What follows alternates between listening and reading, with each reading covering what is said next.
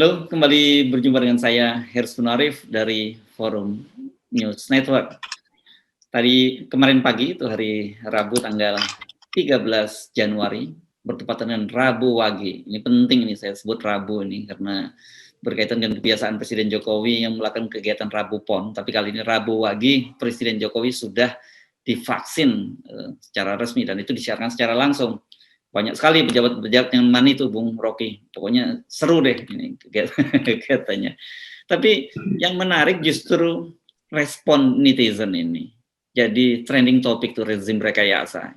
Ini apa sebenarnya yang terjadi? Kenapa orang sudah berusaha, pemerintah sudah meyakinkan mati-matian, sudah dibikin seremoni yang luar biasa, masih hanya muncul ketidakpercayaan seperti itu? Karena rakyat melihat prosesnya itu dan pertama-tama yang diperhatikan oleh publik adalah tangan dokter penyuntik itu yang gemetar gitu. Jadi ada ketidakpercayaan diri pada si profesor yang tim kedokteran presiden yang seharusnya dianggap biasa, tapi kenapa dia mesti gemetar? Padahal itu pekerjaan yang puluhan tahun dia lakukan adalah menyuntik pasien. Apa karena presiden? Atau karena ada sesuatu yang mungkin secara akademis dia juga habis baca Bolsonaro, presiden Brasil yang menganggap bahwa ini vaksinnya nggak ada gunanya nih. Jadi bisa jadi dokter kepresidenan habis membaca riset dari Brasil yang menganggap bahwa efikasi dari Sinovac itu dari berapa 78% turun ke tinggal 50%. Maka dia khawatir, sebab nanti orang akan salahin dia tuh kalau presiden misalnya dalam seminggu ini kena alergi atau tiba-tiba presiden kena positif COVID karena dia termasuk yang 35% dari 65%, si dokter itu akan merasa bersalah. Jadi kita mesti bayangkan ini satu fenomena yang benar-benar menegangkan karena komunikasi publik yang sangat buruk. Jadi berhak sebetulnya setiap orang yang menonton peristiwa tadi pagi itu menganggap, loh jangankan kita rakyat, profesor guru besar yang dokter kepresidenan pun ragu-ragu mau menyuntik. Kan itu yang terbaca kan. Kita lihat betul ketegangan itu. Tetapi satu hal tetap akan diingat orang bahwa presiden malam ini dia tidak akan tidur nyenyak tuh. Karena dia tahu ada penolakan dari publik dan bahkan ada penolakan dari PDIP Perjuangan tuh. Jadi secara psikis presiden sebetulnya sakit sekarang. Dia sakit psikologi. Karena mestinya dia lega karena dia telah memberi contoh. Nah sekarang beliau sang presiden cemas apakah besok akan ada orang yang menolak atau mengungkit-ungkit peristiwa tadi pagi. Jadi kelihatannya kenyenyakan presiden justru diganggu oleh variabel politik yang datangnya justru dari partai PDI Perjuangan. Dengan kata lain, PDI Perjuangan tidak memberi ambience suasana yang menyenangkan di hari pertama. Jadi bayangkan ini partai terbesar di hari pertama balelo dari vaksin, itu berarti kelegaan kita untuk menerima vaksin justru makin dipertanyakan. Karena Ibu Mega sendiri memberi sinyal bahwa dia kurang enak dengan vaksin itu atau kurang bisa menerima secara sempurna vaksinasi yang dilakukan oleh istana. Nah ini sinyal yang menerangkan bahwa ada problem yang sangat fundamental di istana tentang vaksin ini. Entah itu soal bisnis yang tidak terbagi rata atau presiden yang memang sebetulnya menyembunyikan beberapa faktor dari vaksinasi itu big question mark gitu. Dan kita mungkin kita lihat aja seminggu ini bagaimana efek dari drama tadi pagi yang disebut drama itu tiba di daerah-daerah dan menimbulkan juga dokter-dokter daerah nanti juga gemetar juga dia kalau mau nyuntik.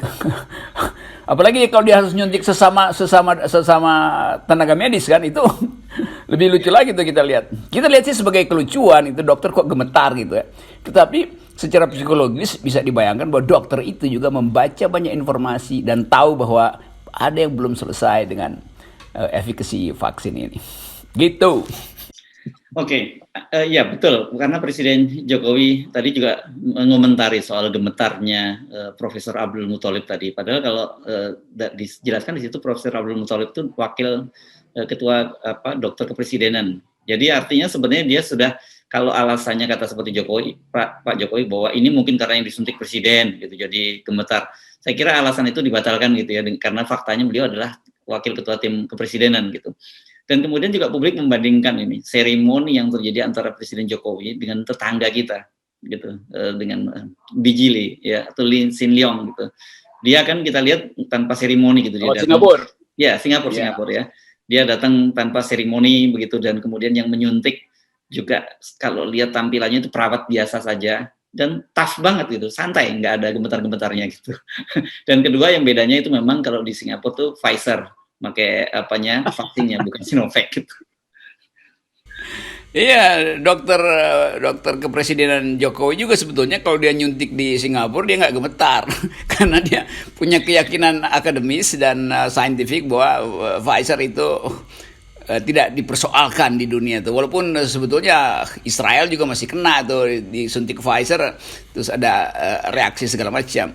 Tapi sekali lagi, kalau dibikin drama seolah-olah kamera mesti siap sehingga disiapkan banner di belakang presiden, lalu tokoh-tokoh berkumpul di situ, lalu orang justru menganggap ini set up. Biasa aja kan, presiden datang ke puskesmas yang paling dekat dengan rumahnya, minta disuntik aja, itu lebih natural. Dan orang percaya bahwa oke, presiden sebetulnya rakyat juga. Jadi tubuh presiden sama dengan tubuh kita. Pembuluh darah yang disasar oleh jarum suntik sama dengan pembuluh darah rakyat tuh. Jumlah vaksin sama cc-nya. Lalu vaksinnya juga sama, Sinovac. Jadi orang nggak akan curiga. Tapi ini justru orang curiga kan. Jangan-jangan presiden disuntik dengan vaksin yang lain. Kenapa? Karena nggak diterangkan vaksin apa yang masuk ke pembuluh darah presiden. Karena ada banyak vaksin yang masuk ke Indonesia yang bisa diakses semua orang, tapi yang diedarkan ke publik yang Sinovac gitu.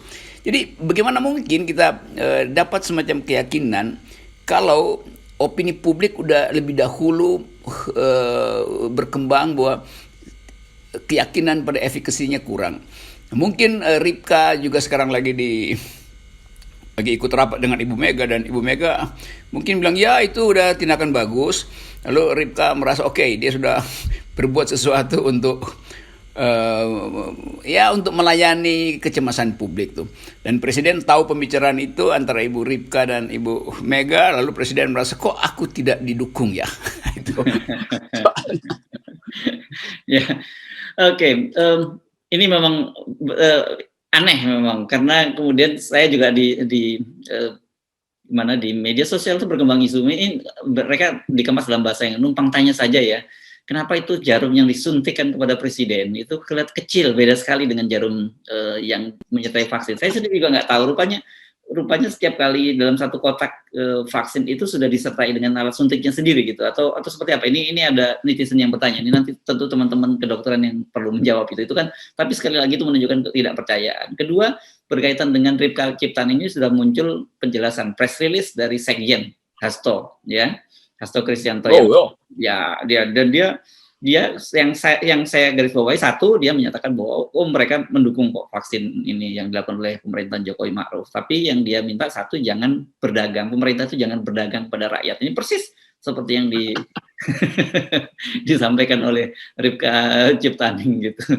Dan ini menurut saya tadinya menduga kalau memang Ripka itu adalah inisiatif pribadi, kan pasti akan ada teguran dari partai. Tapi ternyata tidak ada teguran tuh, Bung Rok. Nah itu terlihat bahwa memang PDIP nggak welcome dengan politik vaksin ini, karena ya dianggap memang ini dikhususkan secara eksklusif pengadaannya oleh beberapa perusahaan aja, dan itu di bawah koordinasi dari BUMN itu. Jadi memang Ripka itu satu paket dengan pikiran PDIP itu. Kalau memang Ripka tidak sendirian, itu pasti 2 jam sebelum presiden disuntik, pasti Ripka udah bilang oke, saya akan ikut presiden tuh, karena pasti Ibu Mega udah tegur. Jadi memang dibiarkan oleh Ibu Mega. Jadi itu orang anggap bahwa itu suara Ibu Mega tuh. Apalagi sekjennya langsung bikin press release untuk memastikan bahwa jangan dibully dong si Ripka, karena PDIP juga merasa ada yang nggak fair di situ tuh soal bisnis. Jadi bahasanya sama kan, jangan berbisnis dengan rakyat itu. Itu artinya hasil keputusan DPP PDIP. Tapi ini kan, tapi orang kemudian melihat ada inkonsistensi dari PDIP ini. Kalau sekarang ini kelihatannya tiba-tiba kok dia seperti pro rakyat banget. Tapi kemudian kan kita ingat dalam kasus bansos itu, bagaimana wakil bendahara umumnya menimpe bansos dari rakyat kecil gitu ya. Jadi orang ini drama, another drama gitu, Bu. Jadi jangan terpukau oleh aksi-aksi saat semacam itu. Memang karena semua sekarang orang anggap ini, kalau bahasa akademisnya, simulacrum gitu. Semua permainan permainan imaji sebetulnya itu. Kan memang PDIP lagi dianggap kok nggak pro rakyat. Sekarang PDIP menganggap bahwa oke, kami pro rakyat karena kami tahu kecemasan rakyat. Karena itu kami sama-sama dengan rakyat tidak ingin divaksin. Tapi ini konyol sebetulnya. Karena orang akan tafsirkan, ya bagaimana Anda ngomong begitu? Oh, semua orang juga senang juga Ripka ngomong. Tapi orang akan nilai, loh ini balancing dengan kasus bansos apa gimana? Lain kalau nggak ada kasus bansos. Jadi tetap publik menganggap bahwa sebetulnya ada dua drama yang dipentaskan sekaligus oleh Presiden dan oleh PDIP melalui aktrisnya yang namanya Dr. Ripka. Tapi itu kan jadi gimmick di dalam publik kan. Nanti orang bongkar lagi kasus macam-macam. Bukankah Ripka dulu ada kasus penyelundupan pasal dalam undang-undang tembakau apa begituan. Jadi dibongkar macam-macam soal di belakang ini, sehingga vaksin ini betul-betul jadi permainan imaji, permainan bisnis, permainan politik. Jadi aspek kesehatan hilang sebetulnya. Padahal kita bertanding dengan angka positive rate yang terus-menerus naik. Jadi istana ini betul-betul nggak punya kemampuan untuk mengambil cara yang strategis sambil memastikan bahwa efek dari vaksin ini diperlukan. Sekarang udah kehilangan, di awal kita udah kehilangan energi untuk meyakinkan rakyat. Karena rakyatnya sendiri nggak yakin, rakyat PDIP sendiri nggak yakin tuh. Nah sekali lagi, pikiran-pikiran semacam ini yang ada di publik itu harusnya besok itu bisa diterangkan oleh juru bicara istana atau siapapun untuk mengevaluasi apa yang terjadi hari ini. Termasuk istana harus mengomentari notes rilis dari PDIP. Karena itu kalau nggak dikomentari istana, ya rakyat akan anggap oke, ada konflik antara presiden dan PDIP kalau begitu kan. Ya ini beban dari kekonyolan yang 7 bulan ini dilakukan secara sistematis dan konsisten oleh istana, yaitu bolak-balik bikin konferensi pers tapi salah melulu. Yang Anda maksud juru bicara istana itu siapa, Bung Rocky? Sekarang siapapun yang ada di mic istana kita anggap aja juru bicara istana itu kan. Karena emang udah nggak jelas siapa juru bicaranya kan. Karena Kepala KSP siapa Muldoko kan udah bilang nggak boleh ada lagi yang ngomong mengatasnamakan istana selain ini. Tapi yang ini juga salah melulu ngomong kan. Sekarang Pak Muldoko mesti revisi lagi.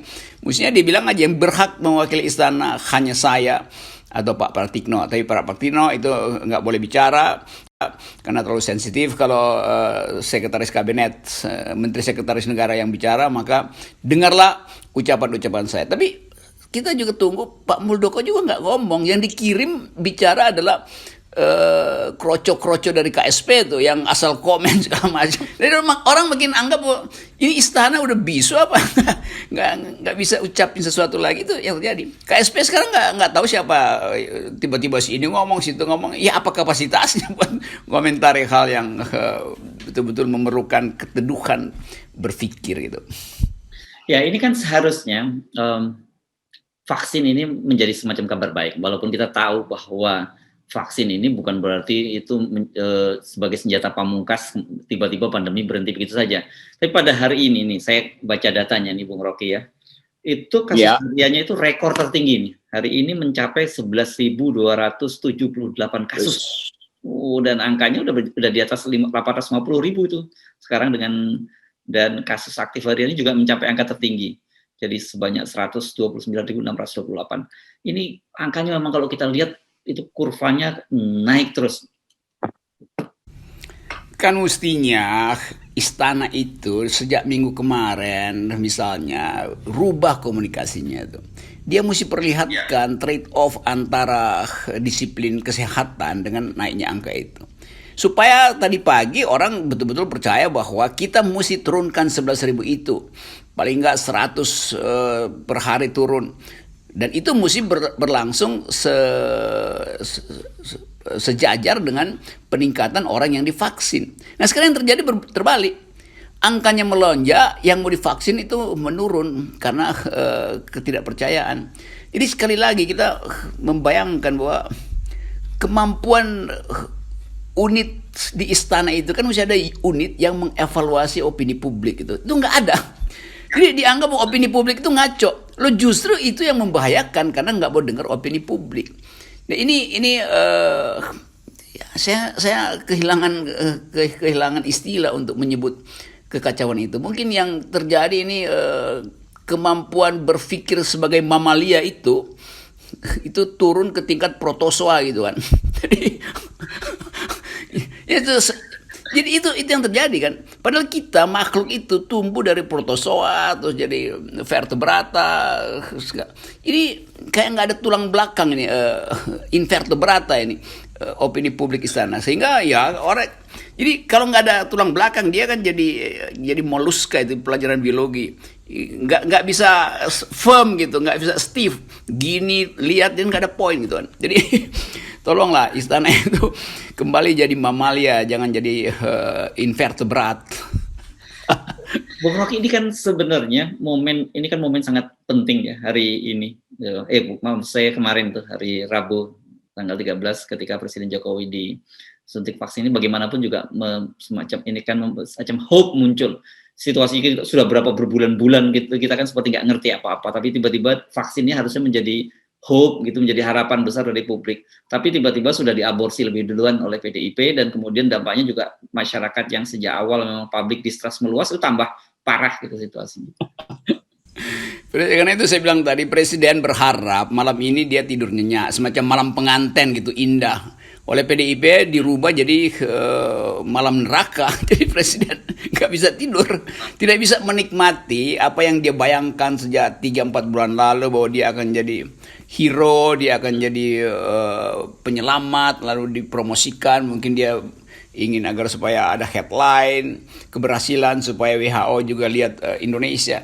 Nah sekarang WHO juga akan lihat Indonesia tuh gagal lagi meyakinkan publik tentang efektivitas dari vaksin ini. Jadi efikasinya udah drop.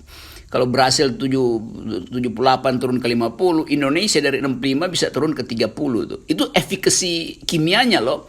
Sekarang efikasi politiknya juga akan menggerogoti efikasi secara kimia, maka efikasinya mungkin tinggal 20% gitu.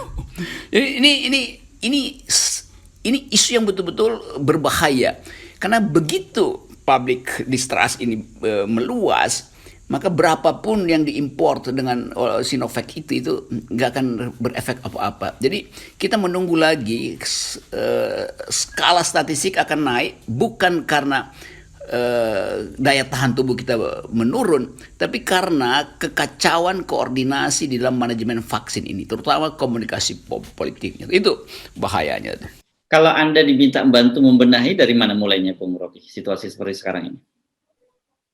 Ya oke, kalau karena udah keburu divaksin presiden, ya mulai dengan suntik lagi, terus tarik vaksin itu dari tubuh presiden kan. Jadi disedot ulang.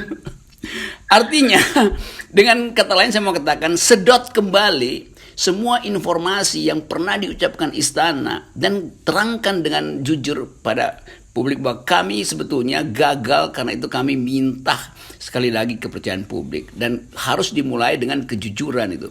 Bukan ingin pamer-pamer. Oke, karena itu supaya lebih dipercaya periode kedua nanti menteri-menteri saya akan divaksin di puskesmas. Itu lebih mampu menimbulkan kepercayaan tuh. Jadi suruh aja kabinet segala macam itu dan lembaga-lembaga tinggi negara rame-rame cari puskesmas supaya dia disuntik secara natural, bukan disuntik di dalam skenario gitu. Itu baru mungkin. Saya kira itu saya mau menyumbang pikiran itu pada Yang Mulia Presiden Republik Indonesia. Soalnya kalau yang istana itu orang udah curiga drama saja gitu ya. Iya. Ya, oke. Saya kira perlu dipertimbangkan itu saran-saran Anda karena kalau orang menteri aja mau ke puskesmas, jadi rakyat juga lebih percaya dong akan datang ke puskesmas gitu ya.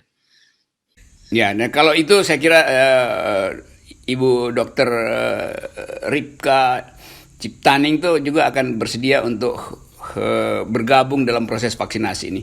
Bahkan dia mungkin akan bilang, oke, lakukan ulang presiden, saya dokter, saya akan suntik presiden tuh. Ah, itu baru timbul energi baru di PDIP, gitu. Saya ragu apakah Dokter Ripka itu masih aktif sebagai dokter karena dia udah lebih citranya sebagai politisi. Nanti abses pula kalau disuntik sama beliau. Bisa cerita lama. Ya, bisa diatur lagi sudut pandang kamera dari mana gitu kan. Iya. Oke, terima kasih. Ya, sip.